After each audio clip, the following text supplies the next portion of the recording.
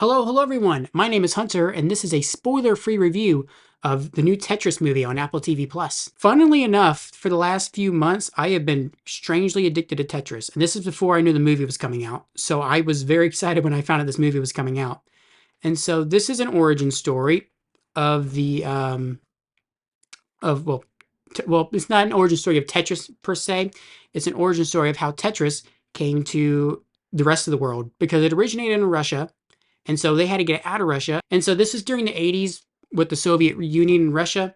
So relationships were a lot harder to, I guess, establish with other countries and other people who lived in those countries. So we follow this guy named Hank, and he's trying to get the rights to bring Tetris out of Russia and, use them on Nintendo's new game console, the Game Boy. That was on the trailers.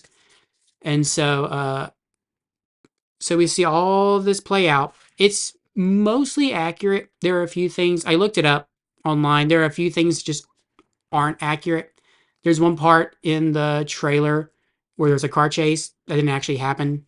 There was never any car chase that happened in real life in that entire story.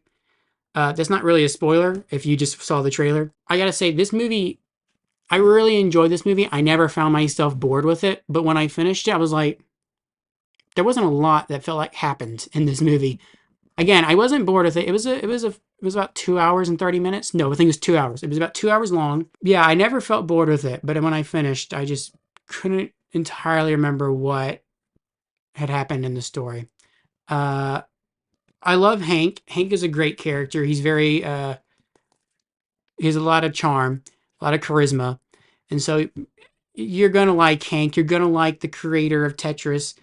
All these characters are great, and there's a lot of video game references in this, which I think feel a bit off, to be honest with you.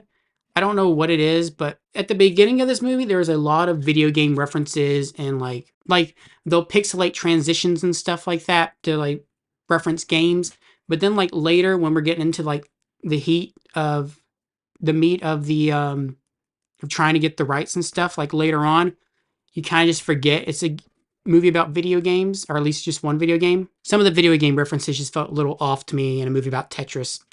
So there's not a lot to talk about with this movie. The movie's great. I would recommend watching it. It's a great time and it's a great story. In real life, it was a great story.